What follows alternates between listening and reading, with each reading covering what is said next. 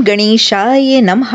आज हम करवा चौथ की पूजन विधि, करवा चौथ का उज्जमन और करवा चौथ की कथा भी सुनेंगे। उससे पहले मेरी सभी माताओं बहनों को करवा चौथ की हार्दिक शुभकामनाएं। एक साहूकार था, उसके 7 बेटे और एक बेटी थी। सातों भाई बहन के साथ बहुत लाड करते थे और उसके साथ ही बैठकर खाना खाया करते थे।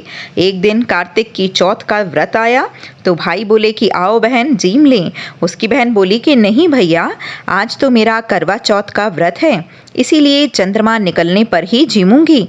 तब भाई बोले कि हमारी बहन भूखी रहेगी। तो एक भाई ने दिया दिखा दिया और एक छल्ली ले आया।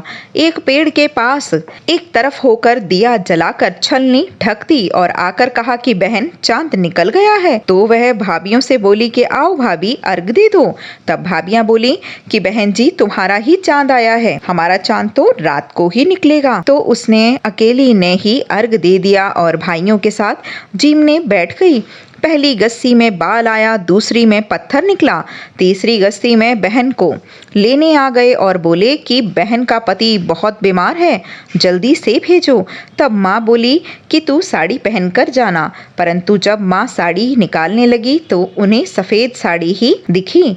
उन्होंने दूसरी बार देखा तो भी सफ़ेद साड़ी ही हाथ में आई। जल्दबाजी में माँ ने वही साड़ी देकर बेटी को विदा किया और बेटी से कहा कि ससुराल चली जा और सोने का टका पल्ले में बांध दिया और कहा कि रास्ते में जो भी मिले उसके पैर छूती जाना और जो तुझे सुहाग का आशीष दे उसे सोने का टका देकर पल्ले में गांठ लगा लेना। रास्ते में किसी ने भी उसे सुहाग का आशीर्वाद नहीं दिया। जब वह ससुराल पहुंची, दरवाजे पर छोटी नंद खड़ी थी। जब उसने उसके पैर छुए तो नंद ने कहा, सीती सुपोती हो, 7 पुत्रों की माता हो, 7 भाइयों को सुख मिले। तो वह बात सुनकर जो सोने का टका माँ ने दिया था वह खोल कर दे दिया। अंदर गई तो सासू जी ने कहा कि ऊपर मुंडेर है, वहां जाकर बैठ जा।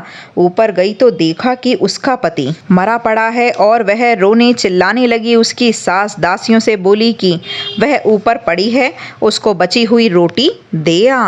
थोड़े दिन बाद मंगीसेर की चौथ आई और बोली करवा ले लो, करवा ले लो। वह बोली, हे चौथ माता, मेरे को उजाड़ा है तो तू ही सुधारेगी, मुझे तुम्हें सुहाग देना पड़ेगा। तब चौथ माता बोली कि चौथ माता आएंगी तो वह मुझसे बड़ी हैं, वही तेरे सुहाग को देंगी। इस प्रकार सारे महीने की चौथ आती गई और कहती गई कि मुझसे बड़ी अगली चौथ है, वही तुझे सुहाग देंगी। बाद में अश्विन की चौथ आई और कहा कि तेरे ऊपर कार्तिक की चौथ माता नाराज हैं, वही तुझे सुहाग देंगी, तू उनके पैर पकड़कर बैठ जाइयो। यह कहकर वह चली गई और बाद में कार्तिक की चौथ आई और गुस्से में बोली कि भाइयों की प्यारी करवा ले, दिन में चांद उगाने वाली करवा ले, ज्यादा भूख वाली करवा ले, व्रत तोड़ने वाली करवा ले। तब साहूकार की बेटी पैर पकड़कर बैठ गई और रोने लगी। वह हाथ जोड़कर बोली कि हे चौथ माता, मेरा सुहाग तेरे हाथ में है, मुझे देना पड़ेगा। चौथ माता बोली कि पापिन हत्यारिन, मेरे पैर क्यों पकड़ रही है? वह बोली, मेरे से बिगड़ी थी, तुम ही सुधारो और मुझे सुहाग दे दो। चौथ माता खुश हो गईं और आंख में से काजल निकाला, नाखूनों से मेहंदी निकाली और मांग में से सिंदूर और छोटी उंगली का छिट्टा दे दिया। उसका पति उठकर बैठ गया और बोला कि बहुत सोया। वह बोली, काहे का सोना, मुझे तो 12 महीने हो गए, मुझे तो कार्तिक की चौथ माता ने सुहाग दिया है। वह बोली कि चौथ माता का उच्चमन करो। उसने चौथ माता की कहानी सुनी। करवे मन से चूरमा बनाया, दोनों आदमी औरत खाकर चौपड़ खेलने लगे। नीचे से सासू जी ने रोटी भेजी तो दासी ने आकर कहा कि वे दोनों तो चौपड़ खेल रहे हैं। सास देखकर खुश हो गई और बोली कि क्या बात हुई बहू? बहू बोली, मेरे चौथ माता टूटी हैं। सासू जी के पैर छू लिए और सास ने सुहाग का खूब आशीर्वाद दिया और सारी नगरी में ढिंडोरा पिटवा दिया कि सबको चौथ का व्रत करना चाहिए। 13 चौथ करना, नहीं तो 4 करना, नहीं तो 2 चौथ का कोई करना है। चौथ माता जैसे साहूकार की बेटी को सुहाग दिया वैसे सबको देना। मेरे को भी कहने सुनने वाले सभी को, हुंकारा भरने वाले सभी को सौभाग्यशाली बनाना। बोलो करवा चौथ माता की जय। ओम गणेशाय नमः। एक कथा इस प्रकार भी है करवा चौथ की कि बहुत समय पहले की बात है। एक साहूकार के 7 बेटे और उसकी एक बहन करवा थी। सातों भाई अपनी बहन से बहुत प्रेम करते थे, यहाँ तक कि वह पहले अपनी बहन को खाना खिलाते, बाद में स्वयं खाते थे।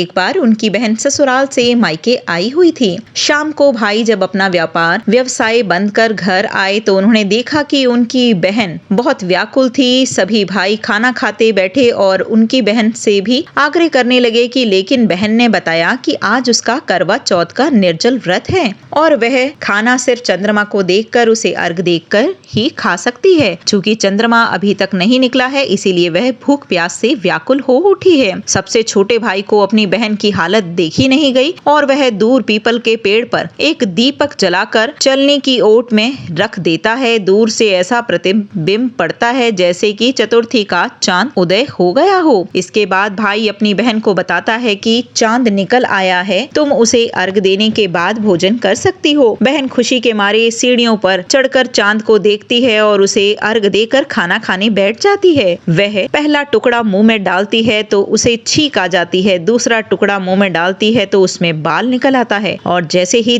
तीसरा टुकड़ा मुंह में डालने की कोशिश करती है, उसके पति की मृत्यु का समाचार उसे मिलता है और वह बौखला जाती है। उसकी भाभी उसे सच्चाई से अवगत कराती है कि उसके साथ ऐसा क्यों हुआ। करवा चौथ का व्रत गलत तरीके से टूटने के कारण देवता उससे नाराज हो गए हैं और उन्होंने ऐसा किया है। सच्चाई जानने के बाद करवा निश्चय करती है कि अपने पति का अंतिम संस्कार नहीं होने देगी और अपने सतीत्व से उन्हें पुनर्जीवित कर देगी। वह पूरे साल तक अपने पति के शव के पास बैठी रहती है, उसकी हालत देखती है। उसके ऊपर उगने वाली सुईनुमा घास को वह एकत्रित करती जाती है। एक साल बाद फिर करवा चौथ का दिन आता है। उसकी सभी भाभियां करवा चौथ का व्रत रखती हैं।